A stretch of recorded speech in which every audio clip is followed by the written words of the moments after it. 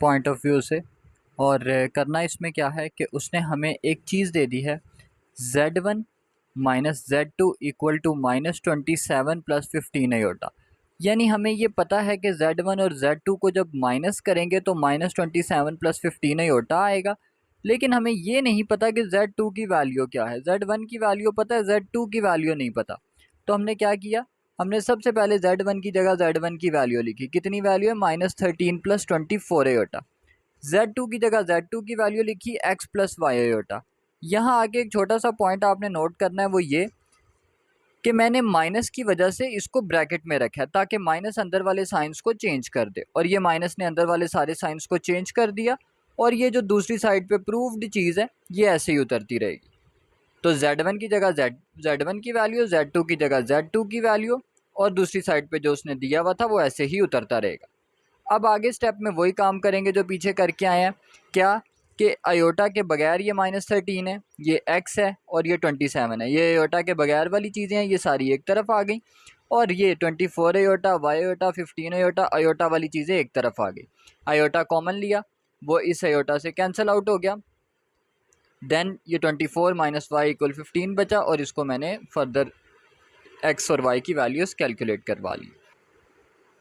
Next question, z1 equal to 2 plus 3 iota, z2 equal 1 minus alpha, और हमें alpha की value find out करनी है। जबकि कंडीशन हमें क्या दी हुई है कि z1 और z2 को मल्टीप्लाई करो, उसका जो इमेजिनरी हिस्सा आएगा वो 7 के इक्वल आएगा।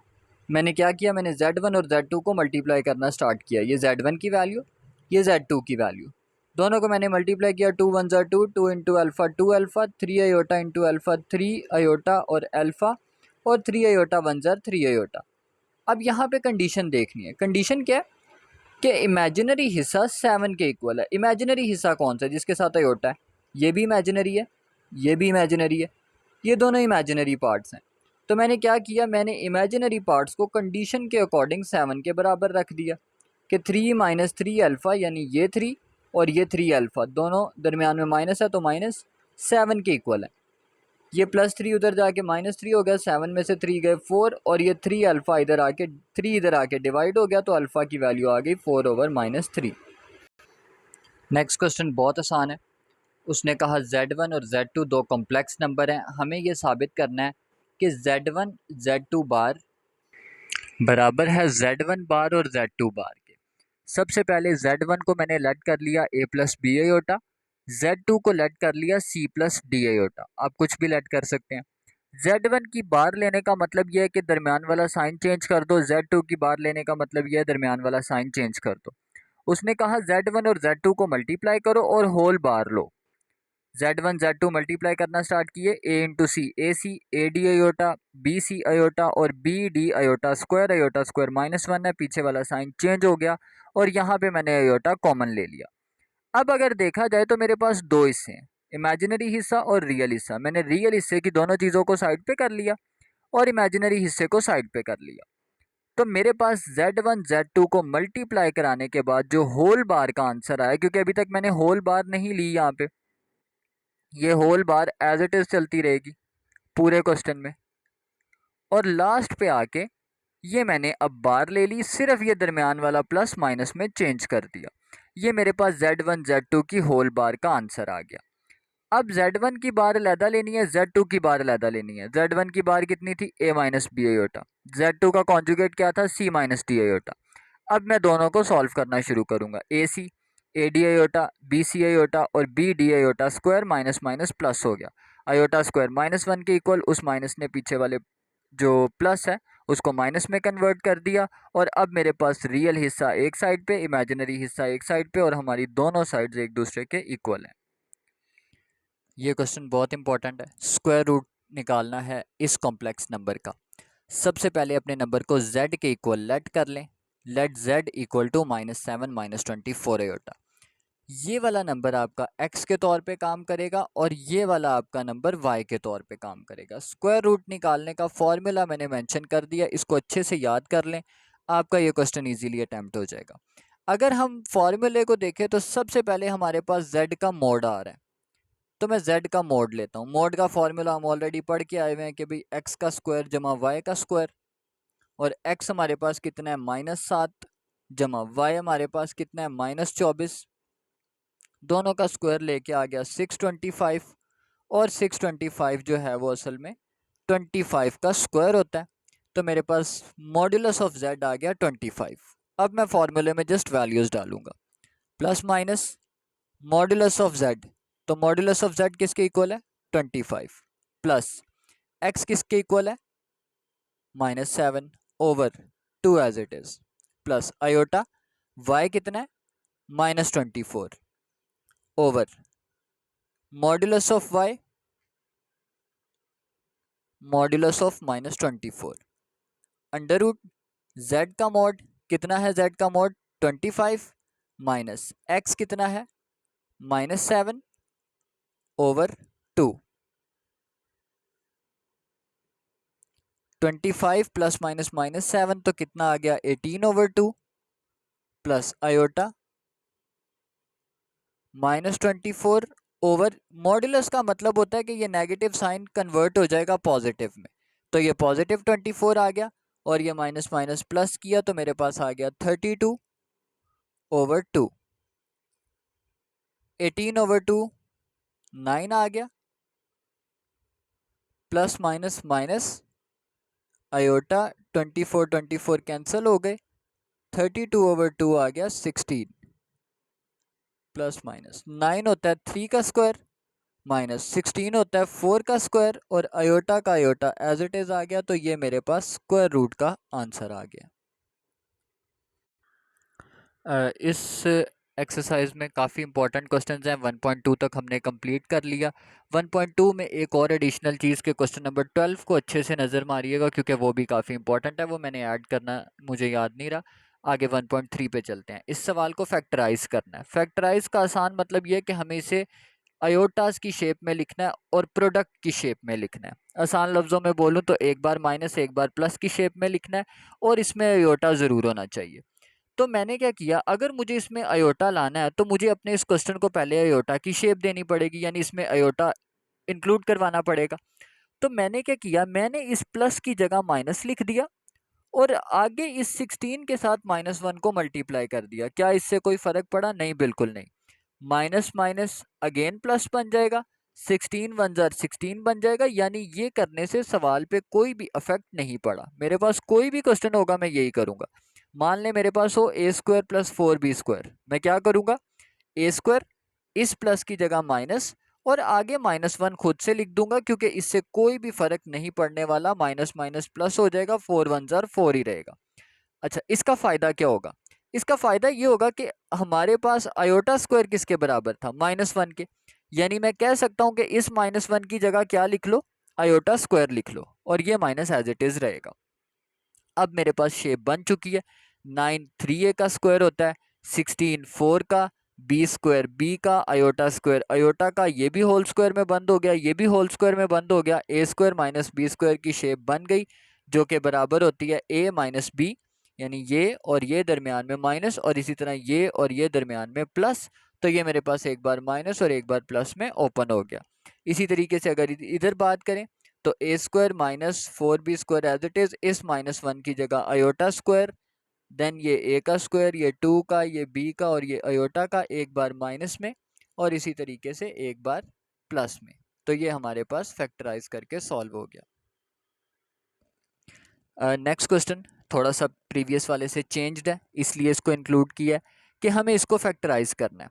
अब ये ए स्क्वायर है, ये 2ab बन सकता है अगर मेरे पास यहाँ पे किसी तरीके से बी स्क्वायर आ जाए। तो मैं क्या कहता हूँ, मैं कहता हूँ कि यार जेड स्क्वायर लिखो, 6z लिखो, आगे खुद से यहाँ पे 3 का स्क्वायर प्लस करवा दो, उसी 3 के स्क्वायर को माइनस करवा दो, और प्लस 13 को एंड पे एज इट इज लिख दो। इसका मुझे फायदा क्या होगा, ये ए का स्क्वायर, ये बी का स्क्वायर, दरमियान में 2ab बन गया। कैसे, ये ए का स्क्वायर, ये बी का स्क्वायर, 2 इधर से ए लिखा, इधर से बी लिखा, 2 3 जार 6z। अब आप सोचेंगे सिर्फ 3 क्यों करवाया, इसके अलावा कुछ क्यों नहीं करवाया? अगर मैं यहाँ 4 करवाता तो 2 4 जार 8 हो जाता, जो कि दरमियान वाली चीज़ नहीं होती। इसीलिए मैंने 3 लिखा ताकि 2 3 जार 6 हो जाए और ये दरमियान वाली चीज़ बन जाए। इसको a प्लस बी के होल स्क्वायर में बंद कर दो। ये 3 का स्क्वायर 9 हो जाएगा, ये 13 एज इट इज रहेगा। 13 में से 9 माइनस किए तो मेरे पास 4 आ गया। अब क्या करूंगा, अब अगेन वही प्रीवियस क्वेश्चन वाला काम, इसमें आयोटा इंक्लूड करवाऊंगा। कैसे इंक्लूड करवाऊंगा, ये प्लस है इसकी जगह माइनस लिख दूंगा, इस 4 के पीछे -1 लिख दूंगा और 4 as it is, minus minus plus, 4 1 जार 4, ये ऐसे ही रहेगा। ये 4 ऐसे ही, इस -1 की जगह लिख दूंगा आयोटा स्क्वायर, ये ऐसे स्क्वायर रहेगा। ये 2 का स्क्वायर होता है, ये आयोटा का स्क्वायर होता है। अब एक बार प्लस में और एक बार माइनस में, तो ये मेरे पास फैक्टराइज होके सॉल्व हो गया। ये बिल्कुल इसी तरह का क्वेश्चन है, इसको आपने खुद सॉल्व करना है। यहाँ आप क्या करेंगे, यहाँ आप खुद से कुछ ऐड या खुद से कुछ सब्ट्रैक्ट करवाएंगे, यानी खुद से 2 ऐड करवाएंगे उसका स्क्वायर, उसी को ही माइनस करवाएंगे और आपका फॉर्मूला बंद हो जाएगा। देन आप इसको इसी तरीके से फैक्टराइज कर लीजिएगा। इसमें इसको लीनियर फॉर्म में लिखना है, लेकिन अब ये क्यूब का फॉर्मूला है, तो मैं इसको कैसे करूँगा। सबसे पहले ये z क्यूब और ये 8 की जगह लिख लें 2 का क्यूब।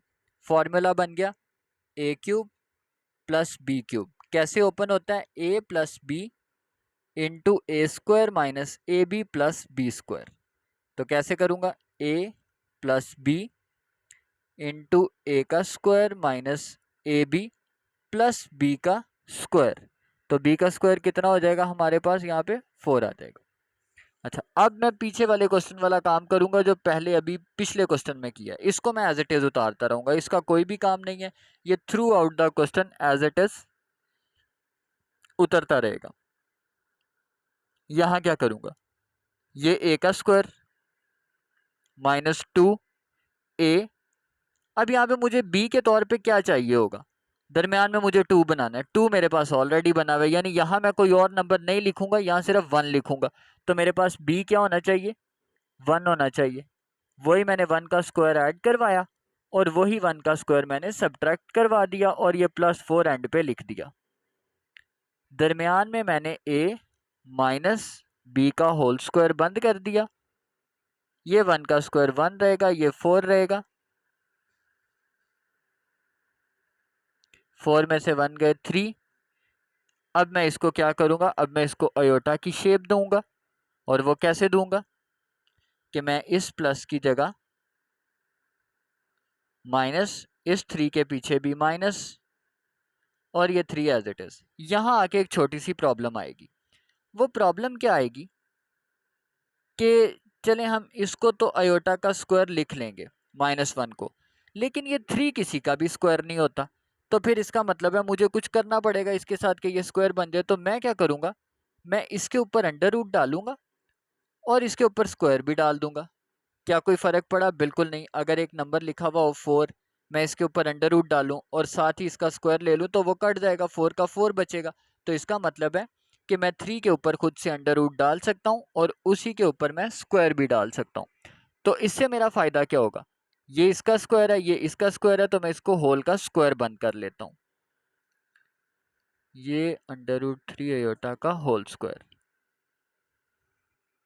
अब मेरे पास a square minus b square की शेप आ चुकी है। अब मैं इसको एक बार माइनस में लिखूंगा और देन इसको एक बार प्लस में लिखूंगा और ये मेरे पास ये क्वेश्चन सॉल्व हो गया। इस क्वेश्चन को मिड टर्म ब्रेकिंग के थ्रू सॉल्व करेंगे, ज़्यादा एक्सप्लेनेशन की ज़रूरत नहीं है। 100 बनाना है और दरमियान में 21 होना चाहिए।